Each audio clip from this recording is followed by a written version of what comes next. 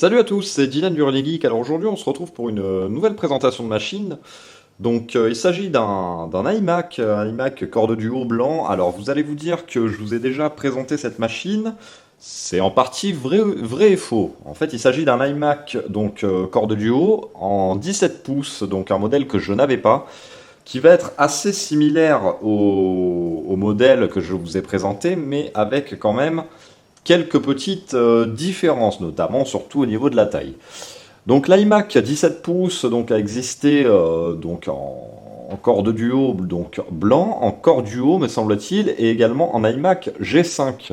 Il a existé aussi dans d'autres variantes, un iMac G4 qui existait mais qui n'avait pas tout à fait le même design. Le G5 et le Core Duo avaient exactement le même design à quelque chose près. Donc il faut savoir que c'est un modèle que l'on trouve quand même assez rarement, tout simplement parce que le format 17 pouces était relativement compact. Pour information, Apple faisait un PowerBook G4 en 17 pouces, soit donc il a vraiment la taille d'une diagonale de PC portable. Donc ça en fait un iMac le plus compact de sa gamme. C'est pour ça qu'on le retrouve très rarement, parce que les graphistes, etc., préféraient bosser au minimum sur du 20 pouces, et chose rare aussi également à trouver en iMac, surtout de cette époque-là, c'est de l'iMac 24 pouces. Donc voilà, c'est parti pour vous présenter cette fabuleuse machine que j'ai acquis pour la maudite somme de 30 euros, autant vous dire rien du tout. En très bon état, pas de rayures apparentes ni rien. Bon, juste un petit peu d'usure, ça se sent au niveau du ventilateur ainsi que de l'haut-parleur interne de ce côté-là qui est usé, grésillement, mais ça, c'est pas le premier Mac sur lequel ça me le fait, ça sera sûrement pas le dernier, vieillissement du haut-parleur, etc. Le tout avec sa souris et son clavier Apple de fourni. Donc autant vous dire que dès que j'ai vu l'annonce, j'ai directement été le chercher. Le passé de cet iMac, honnêtement, j'ai pas demandé, puis il semble pas avoir de passé particulier. Je sais que j'ai certains iMac qui ont été dans certains lieux, on va dire, de graphisme, de studio, etc. Cet iMac-là, je pense que c'était un iMac de particulier. Bon, je l'ai racheté donc à une personne assez jeune, de 15 ans, mais je crois qu'il collectionnait également les Macs, vu que le pseudo sur le Bon Coin était collection je sais pas quoi. Le système a été installé d'origine, réinstallé avec juste 2 3 applis, et le truc est administrateur, donc ça fait penser à une réinstallation d'usine. Enfin, je pense que c'est un jeune qui collectionnait. Passons maintenant à la présentation. Donc sur la face avant, rien d'extraordinaire par rapport aux 20 pouces, si ce n'est que c'est plus petit. Le pied assez massif en aluminium que vous voyez difficilement, parce que ça, la caméra a du mal à prendre tout l'écran, enfin tout le setup entre guillemets. Un plastique tout blanc sur le contour, donc blanc assez bien conservé, il n'est pas tellement jauni ni rien. Je précise que là vous voyez qu'il est vraiment très très blanc, parce que je fonctionne avec des ampoules LED à lumière blanc-froid, ce qui fait que ça accentue peut-être la blancheur de l'iMac, mais il reste relativement très très bien conservé. De même pour le clavier ainsi que la souris, je pense pas que c'est des Macs qui étaient à côté d'une fenêtre en plein soleil chaque jour. Donc le petit logo Apple qui est ici, toujours la caméra de chez Apple. Ensuite, passons maintenant à ce côté-là. Ce côté-là, on n'a rien de particulier. On voit que c'est un iMac qui est quand même relativement épais, on sent que le mécanisme n'a pas dû beaucoup fonctionner pour le pivoter, parce que c'est un petit peu dur, mais c'est pas plus mal. C'est-à-dire que c'est un iMac qui potentiellement a peut-être pas trop servi. Voilà, donc niveau épaisseur, on était quand même sur une belle épaisseur. Ensuite, sur l'arrière de l'iMac, donc là on peut voir quand même qu'il y a eu, je pense quand même, un petit peu d'or au compteur, parce qu'on a un petit peu d'encrassement au niveau de la ventilation. On a l'écriture iMac qui est ici, qui est directement gravée dessous le plexiglas. Le bouton d'alimentation qui est ici. Je ne sais pas si on va le voir, non, mais le port d'alimentation qui est ici, ainsi que la ventilation, enfin une partie de la ventilation qui est juste derrière. Au niveau des connectiques, donc nous avons 3 ports USB, USB 2, même 2 ports Firewire 400, un port Ethernet donc tout à fait classique, le port sortie vidéo, une sortie casque et une entrée micro. Tout ce qu'il y a de plus basique. Et sur le côté, donc, nous avons le fameux lecteur CD DVD. Voilà, donc c'est parti maintenant pour vous présenter tous les accessoires très brièvement qui étaient fournis avec ce Mac. Donc je vous présente pas le cordon d'alimentation, parce que ça sera un petit peu stupide, il n'y a rien d'exceptionnel, c'est un cordon d'iMac comme il se fait toujours actuellement, hein. Mais je vous présente un petit peu tous les accessoires que j'ai eus, sachant un clavier tout à fait classique et une souris tout à fait classique de chez Apple. Voilà, donc pour les accessoires, vous les avez sous les yeux. Bon, rien d'exceptionnel, un clavier que je possède déjà donc de chez Apple, qui est en assez bon état, mis à part à la limite un petit accroc sur la touche entrée. Toutes les touches ont l'air de fonctionner, j'ai testé très brièvement. Donc bon, c'est un modèle très classique hein, de clavier de chez Apple qui était fourni avec les iMac. Ah, ça j'avais pas vu, je sais pas ce que c'est. Une pépite de chocolat qui est restée peut-être coincée en dessous. Bon, je vais nettoyer tout ça pour que ça soit bien au propre. Tiens, c'est bizarre, par contre, j'avais pas souvenir qu'il y ait un numéro de série en dessous ces claviers-là. C'est bizarre, c'est peut-être les dernières générations hein, qui étaient sorties. Vite que je nettoie ce clavier en dessous, parce que c'est clairement un petit peu dégueulasse d'avoir de la bouffe dessous le clavier, déjà qu'on peut en avoir dans le clavier principalement. Et la souris, donc la classique Magic Mouse, hein, donc de chez Apple, filaire, hein, donc avec le petit laser en dessous. Elle a l'air en bon état, elle clique bien. Pareil, je l'ai testé, pas d'anomalie. Je sais que ces souris avaient tendance à un petit peu mal vieillir.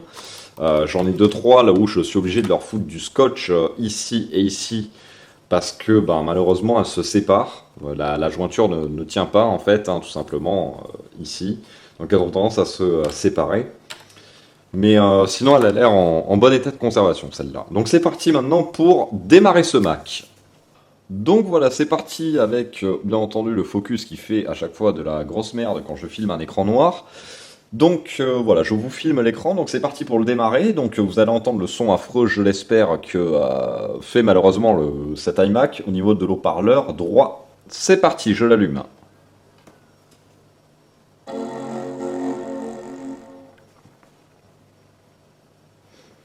Voilà, le focus a bien pris le relais. Voilà, donc je ne sais pas si vous avez vraiment entendu le son affreux que fait ce haut-parleur, mais en gros ça me fait penser à un classique démembranage.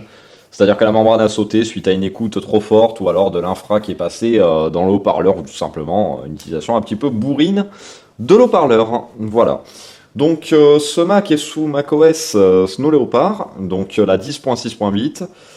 Pour l'instant, je vais vous faire une présentation très succincte. Il est possible que vous ayez d'autres vidéos parce que je décide maintenant de garder vraiment comment dire, de faire des vidéos un petit peu plus contextualisées, c'est-à-dire présentation de machine avec présentation de machine. Dans la présentation de machine, évitez un maximum de bidouilles pour que les personnes qui souhaitent regarder qu'une présentation de machine regardent que ça. Ensuite, peut-être et sans doute même, il y aura une partie bidouille. Donc tout simplement ce Mac, je vais vous montrer sa configuration, mais une configuration très légère. Donc à voir pour la partie bidouille et à la limite, pourquoi pas une partie conclusion. Dans la partie bidouille, ça sera un changement de système, une augmentation de RAM, de disque dur, etc. sur un ordinateur, des trucs relativement simples. Mais j'essaie vraiment de découper les vidéos pour que ça soit le plus intéressant pour vous possible. Donc bref, passons. Donc passé ce magnifique Mac démarré, donc on arrive donc sur la page d'accueil, donc le bureau de macOS Snow Leopard. Comme il n'est pas connecté à Internet automatiquement et qu'il a du Wi-Fi intégré, on peut donc apercevoir la petite fenêtre donc, de connexion. Chose qui m'intrigue, j'ai le réseau donc Domjou, en fait c'est mon réseau Wi-Fi. Et donc Domjou tout court, c'est un réseau en 2,4 GHz. Et Domjou 5G, donc non, ce n'est pas la 5G de téléphone.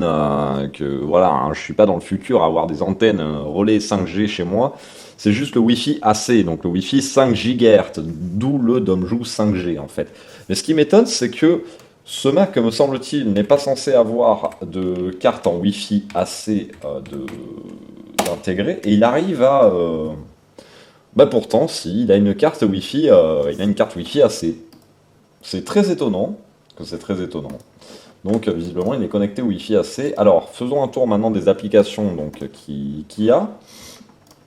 Parce que ce Mac ne m'a pas été livré totalement vierge. Ah, j'ai horreur de cette présentation d'écran au niveau des fenêtres. Ah, voilà qui est mieux. Et comme je suis assez man... Ouh, 62 applications, ça me paraît quand même assez beaucoup. Peut-être que je vais avoir des bonnes surprises au niveau des applications. Ma foi, quelques applications qui me sont assez familières. Ouh, le scroll a l'air très très lent, mais c'est peut-être parce qu'il est mal configuré. Donc on va voir ce qu'il a dans le ventre. Hop, donc finalement il n'aurait pas été formaté entièrement en fait. Il a dû faire du tri tout simplement. Ah, je vais régler. Voilà, c'est pour ça que j'aime pas trop les souris Apple, parce que par défaut, elles ont vraiment. Je trouve que. Enfin, ces séries-là étaient un peu à chier, quoi. C'est tant sur le défilement, etc. Alors, donc, au niveau application, donc on a App Cleaner. Bon, c'est un classique qui permet de nettoyer toute application. Big Bang Board Game, ça, je ne connais absolument pas du tout. Ouais, bon, bah, il y a rien. Il y a rien, il y a rien.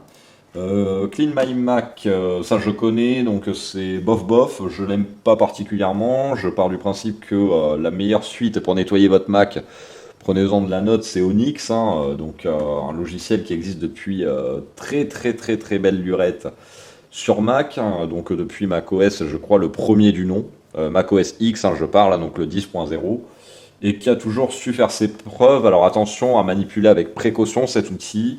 Si vous souhaitez faire un petit nettoyage laissé par défaut, commencez à cocher des cases un peu à droite à gauche que si vous êtes sûr de votre coup et que vous connaissez bien ce logiciel, parce que ça peut être pas destructeur, mais ça peut vous foutre un sacré merdier quand on ne connaît pas. Comic Life et Colory, ça je connais pas du tout. Disk Inventory, donc ça c'est une application, enfin je vais peut-être pas lancer des apps parce que ça risque de mettre 10 plombes. D'autant plus que celle-là est buggée en plus, hein. Ouais, donc ça a l'air d'être buggé. Disk Inventory, en gros, c'est une application qui permet de voir quel fichier prendre la place sur OS X. En gros, il y a une application sur Windows qui fait exactement la même chose, mais je m'en souviens plus du tout. Et en gros, ça vous dit tel fichier prend 4 Go, donc vous avisez après si vous souhaitez le supprimer ou pas. Donc on peut voir qu'il y a eu de l'Epson dessus, donc il y a eu soit du caméscope Epson, bien qu'il me semble qu'ils n'en font pas, donc je raconte une grosse connerie, mais de l'imprimante ou du scanner Epson. Ça me dit quelque chose ça, mais finalement non. Enfin, j'ai déjà entendu ce nom, mais après vous dire à quoi ça sert, j'en sais rien du tout. Flip for Mac, qu'est-ce que ça peut être ça? Ah d'accord, ok, donc ça c'est quelque chose qui permet de lire en gros des fichiers un peu Microsoft sous QuickTime, enfin d'après ce que je comprends, parce que je connais pas tous les logiciels, hein. Donc ça attaque, graphique, astrologie, je connais pas du tout. Graphique converteur, ça, il y a de fortes chances que ça soit un convertisseur de format. Alors, il y a du Keynote, mais ça, mais... Je pense pas que c'est censé marcher ça. Ou alors c'était avec la suite iLife assez récente, mais il me semble que c'est beaucoup plus récent Keynote. Bon, bah, visiblement ça s'ouvre.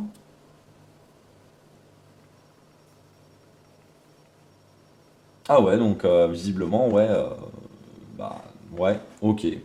Alors là, je me coucherai moins con ce soir. Keynote existait pour Snow Leopard, je pensais absolument pas. Je pensais que c'était un truc tout récent parce que on l'a entendu vraiment émerger sur les nouveaux Mac, etc. depuis peu. Mais je pensais pas que c'était aussi vieux. Bon, j'ai l'impression qu'il y a des petits bugs graphiques, mais bon, ça, c'est peut-être dû à pas mal de facteurs. Nous avons la fameuse suite buggée comme pas possible d'Office 2004, hein, qui est valable pour à peu près toutes les suites Office. Donc, MPlayer OS X2, ça c'est quelque chose pour lire tout ce qui est fichier, on va dire, exotique. Panorama Maker, ça je pense que ça doit être un petit truc de montage. Player vidéo, bah ça c'est...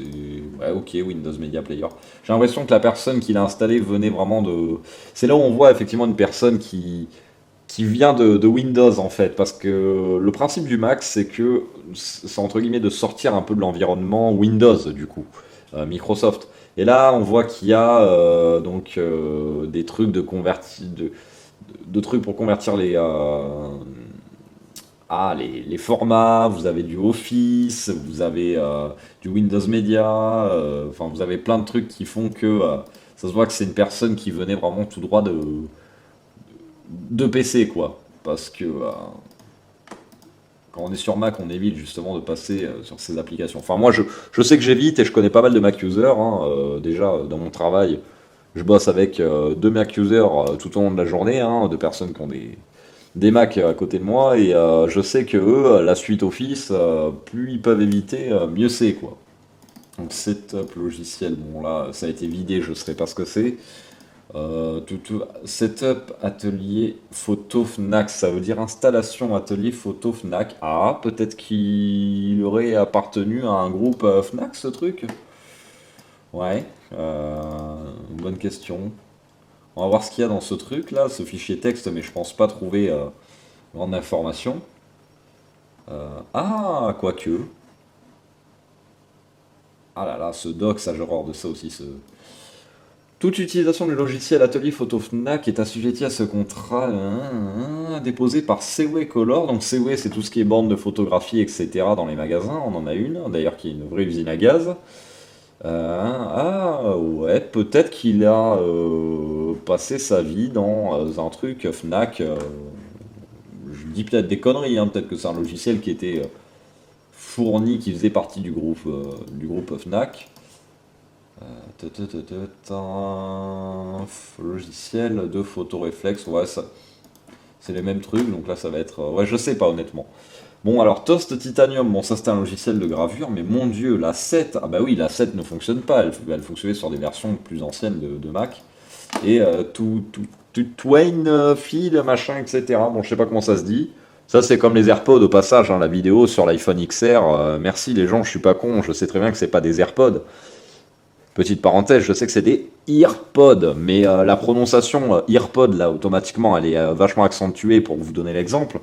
Mais il me semble pas qu'on dit une oreille ear en anglais, il y a un ear comme ça, donc automatiquement, si on le divise, ça fait AirPod, quoi. Mais je sais très bien qu'ils fournissent pas des AirPods d'une valeur de 200 € avec un iPhone X ou XR, soyez pas cons, arrêtez de faire, c'est pas des AirPods, machin. Si, c'est. Je suis au courant quand même. Après une collection de 42 Mac, à ce jour aujourd'hui, je pense savoir faire la différence entre des EarPods filaires, et en plus j'en vends toute la journée de ces bêtes-là, donc des EarPods filaires Lightning Jack ou des AirPods version 1 ou version 2, quoi. Donc merci d'arrêter de faire chier avec ce commentaire inutile qui revient très souvent.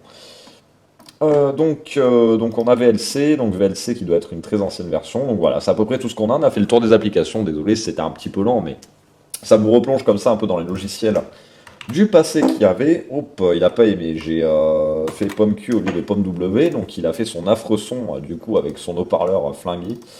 Utilisateur, ah d'accord, bon bah enchanté, hein. Bon, je vais éviter de fouiller au cas où je trouve des trucs, voilà, hein, qui ne se devraient pas être divulgués en vidéo.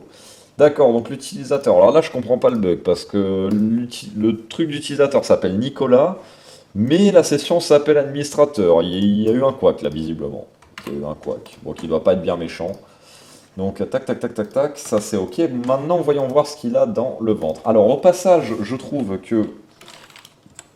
Voilà, les touches, c'est F15, F14 pour la luminosité. Je trouve que c'est pas le pire écran en écran mat que j'ai trouvé chez Apple, bien que ça soit pas le meilleur. Le meilleur à ce jour reste, pour moi, niveau qualité, ça reste celui de mon iMac G5 20 pouces. Il a des couleurs bluffantes, il a du blanc, mais très très blanc, alors que. Alors je pinaille, hein, vraiment. Alors on peut voir que le blanc vire un tout petit poil au jaune. Vous le voyez peut-être pas en caméra. Effectivement, en caméra, ça a l'air de bien rendre, mais en réalité, ça vient un tout petit peu au jaune. Je pinaille vraiment, je dis bien je pinaille. Parce que j'ai connu des écrans beaucoup plus jaunis que ça. Mais l'iMac G5, c'est juste impressionnant. Je ne sais pas si c'est lié à son état de conversation, de conservation, je vais y arriver, mais un écran mais magnifique, super bien étalonné. Là où les blancs ressortent vraiment blancs. Donc en configuration, comme je vous le disais, cet iMac est installé sous la version de macOS X 10.6.8. Je pense le faire évoluer étant donné que j'ai pas d'histoire particulière sur cet ordinateur. Donc je pense qu'il n'a pas grande valeur niveau historique, ce modèle-là. Il n'a pas appartenu dans un studio photo, ni dans un célèbre studio radio, ni dans une boîte de com, etc. Il n'a pas tourné dans un film, ni rien. Donc je pense que je peux faire la mise à jour vers macOS Lion, donc 10.7.5, dernière mise à jour dont laquelle il est éligible. Cependant, en processeur, on peut voir c'est un 1,83 GHz Intel Core de Duo, donc ça, je pourrais pas changer grand-chose. Par contre, en mémoire, je vois qu'il a 15 Go de DDR2, donc à mon avis, il y a de grandes chances pour que ça soit 2 barrettes de 512. Ça, je vais y remédier pour le passer à 4 Go, parce que 1 Go, ça fait très très longtemps que même en achetant des Mac d'occasion, j'ai pas vu de Mac à base d'architecture Intel en 1 Go. Je crois que ça doit être la configuration d'origine qu'il a. Il a un disque dur pour information 260 Go, si mes souvenirs sont bons. Ouais, tout à fait, capacité 159, donc ça c'est pareil, ça doit être d'origine. Normalement, ça n'a pas été augmenté, je crois qu'il existait également en 80 Go avec moins de mémoire vive. Il faut dire qu'il a été commercialisé sous macOS Tiger, donc sous Tiger ça posait pas de souci d'avoir 512 mégas de mémoire vive avec euh, du disque dur de 80 Go. Ça a commencé à être un petit peu le bordel avec macOS Léopard ou Snow Léopard. Donc en disque dur, ce qui est dedans, donc c'est un Western Digital, donc pour ceux qui veulent la référence, c'est un WD 1600 JS-40 TGB0. Voilà, donc disque dur donc de 260 Go, bon, il passe le test Smart sans aucun problème. Aucune anomalie de ce côté-là, donc ça c'est le chipset Intel. Voilà, donc le lecteur CD, c'est les fameuses Bose donc, de chez Machita. Donc Machita qui faisait des lecteurs à fiabilité très aléatoire. En effet, le lecteur pouvait durer 10 ans comme il pouvait durer 2 ans maximum. Et ça dépendait même pas de l'utilisation, c'est ça le pire. Donc ça, bon, ça de ce côté-là, pas besoin de s'épiloguer. Donc alimentation non plus. Alors, donc, donc sous macOS, est-ce que je peux avoir le chipset qui est... Non, alors ça c'est à haute définition Intel, donc c'est un chipset audio Intel qu'il y a dedans. On n'est plus sur la Texas Instruments TS comme on a eu sur les e-books, les iMac G5, etc. Là, on passe sur du tout Intel, donc c'est du chipset audio Intel qu'il y a dedans. Alors, j'ai pas de Bluetooth sur ce modèle. Tiens, ça m'étonne, ça par contre. Ça m'étonne très fortement. J'aurais pas de Bluetooth. Ouais, j'ai pas de Bluetooth sur ce modèle, visiblement, parce qu'il me semble qu'il y a un icône Bluetooth dans Internet sans fil. Ouais, j'ai pas de Bluetooth. Eh ouais. Ah bon, bah ça m'étonne énormément. Que ça m'étonne vraiment énormément. J'étais persuadé que ça, vous voyez, alors à moins que ça soit une panne, chose qui est possible, mais le truc que je trouve bizarre, c'est que j'ai un iMac G5, donc la gamme en dessous, vu que l'iMac G5 est sorti quand même bien avant, enfin, ça s'est talonné, hein, c'est vraiment l'époque là où l'époque gens qui avaient acheté un iMac G5, bah, malheureusement, la sont fait bien mettre à l'envers par Apple quand ils ont sorti leur machine encore de duo, donc ils avaient bien les boules. Mais sur l'iMac G5, oui, donc en 20 pouces, j'ai du Bluetooth sans aucun problème, mais là, j'ai pas de Bluetooth. C'est ça qui m'étonne. J'ai pas de périphérique, visiblement, Bluetooth. Carte Ethernet, bon, bah, on est sur du contrôleur Ethernet Marvell, donc Marvell Yukon. Donc, bon, ce qu'il y a de plus classique. Carte vidéo, ça, c'est ce qui m'intéresse. Ah, donc ça, voilà, c'est peut-être pour ça qu'on a des lags. Et ça, c'est bien pour moi. Alors, c'est bien, oui et non. Beaucoup d'iMac, encore une fois, ont eu quelques petits soucis de carte graphique. Voilà, souvenez-vous, on est en époque 2006-2007. Une nouvelle loi à la con est passée, la loi ROHS en gros. Alors c'est pas tellement la loi, mais bon, en gros c'est ce qui a donné le fameux ROHS. Le ROHS, qu'est-ce que c'est? Le ROHS, c'est tout simplement une loi qui interdit tout simplement le plomb dans les soudures. Malheureusement, les fabricants étant un petit peu pris de court, il a fallu qu'ils modifient leurs recettes de soudage, ainsi que leur température, etc., pour faire quelque chose, enfin pour produire tout simplement, parce qu'on ne pouvait pas paralyser des usines comme ça. Du coup, ben, les premiers essais, pour la plupart, étaient foireux. Je vous mets par exemple au défi de trouver un MacBook Pro des années 2006-2007 en parfait état, parfaitement fonctionnel, qui n'a pas eu sa carte mère de changer, je dis bien, parce que ça ne compte pas, il y a eu des révisions après. Donc ça, c'est quasiment impossible de trouver un MacBook Pro de ces années-là fonctionnel de nos jours. Il y a eu ça, il y a eu plein de trucs. Et ça a affecté énormément de problèmes graphiques sur les Mac, notamment également l'iMac. Donc les iMac blancs étaient un petit peu moins touchés, curieusement. sûrement une chauffe moins importante. Par contre, les premiers iMac Alu en 20 pouces, etc., étaient énormément touchés. Parlons de ça, de mon iMac Alu que je vous ai déjà présenté, dont la carte graphique était morte. Je pense que la norme ROHS y est pour quelque chose. Ça n'exclut pas tout, hein, parce que sur les e-books, etc., il y a eu pareil des petits soucis au niveau de la soudure graphique. Là, on était très loin de la norme ROHS, étant donné qu'on était dans les années 2002-2003. Mais il y a eu pas mal de séries, donc chez Apple, dans ces années-là, entre 2006 et 2008, foireuses, et dans le monde du PC, ça a été également euh, une, euh, une catastrophe, quoi. Souvenez-vous de ces HP DV6, DV5, DV7, DV6000, etc., qui étaient foireux, que la carte graphique ne tenait pas, justement. C'était potentiellement à cause de ça, d'une soudure non maîtrisée, parce que pas assez de recul.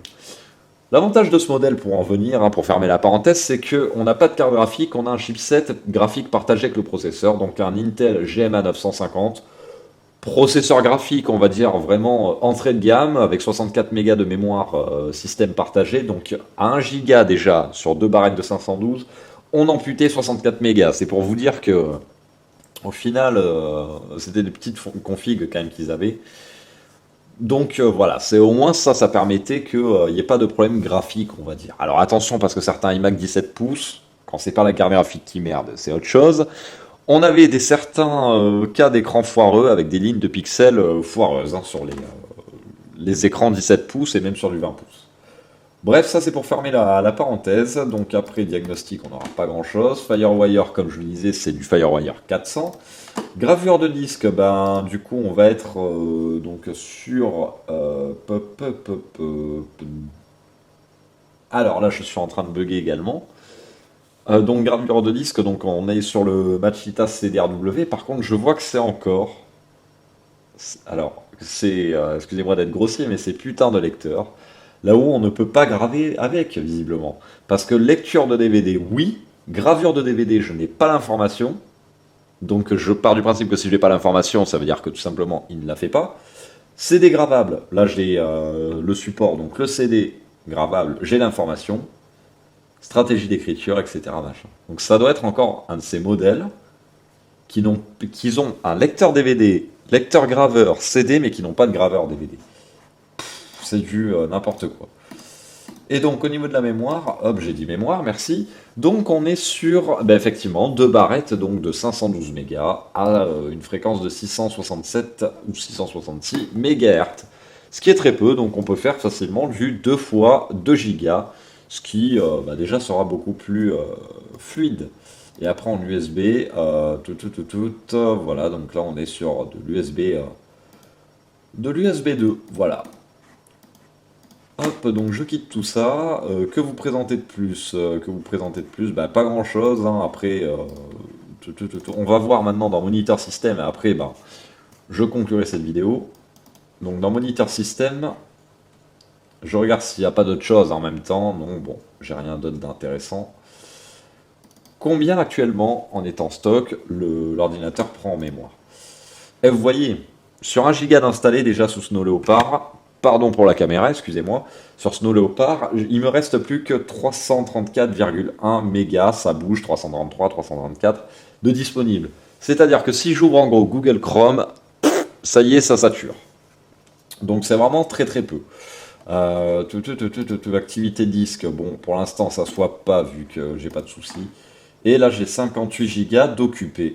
Voilà, et le processeur, bon là il est en IDLE, bien entendu si j'ouvre un Safari, donc je monte à 27. Bon, Safari n'est pas... On va lui mettre du Word dans la tronche déjà, je pense que ça va le calmer un petit peu.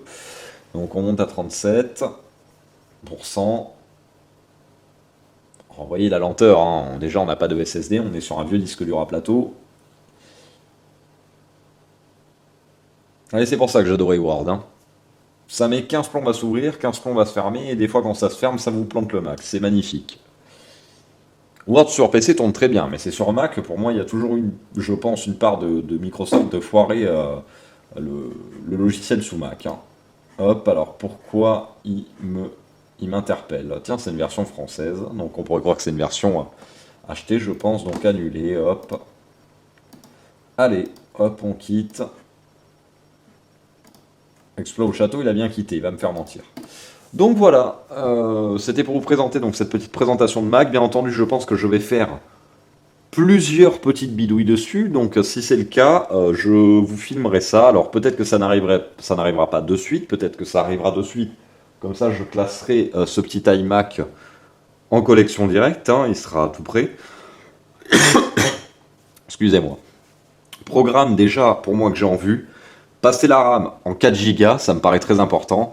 Et passer donc le système sous macOS Lion, donc la dernière version exploitable sur ce Mac. Voilà, donc je vous embête pas plus avec la vidéo. Bien entendu, si la vidéo vous a plu, n'hésitez pas à mettre un petit pouce bleu sur la vidéo. J'en profite pour vous dire, par rapport au nombre d'abonnés, j'ai eu pas mal de retours sur ça en message privé ou en mail. Comme quoi vous recevez pas effectivement les notifications, etc. Bah, c'est comme tout autre youtubeur, hein, donc déjà si vous voulez avoir tous les trucs, n'hésitez pas à vous abonner, et vous avez, me semble-t-il, une petite cloche pour vous notifier quand je sors une petite vidéo. N'hésitez pas à cliquer dessus, ça prend 2 secondes et ça vous permet comme ça d'éviter de checker tout le temps, vous êtes informé en temps réel. Bien que normalement si vous êtes abonné et que vous n'avez pas activé la cloche, c'est censé vous le faire aussi, mais c'est pas systématique. Voilà, donc n'hésitez pas à vous abonner, à laisser un petit pouce bleu si ça vous a intéressé, et à commenter si le commentaire est bien entendu constructif, que ce n'est pas un commentaire débile. Voilà, je vous dis salut à tous et à la prochaine.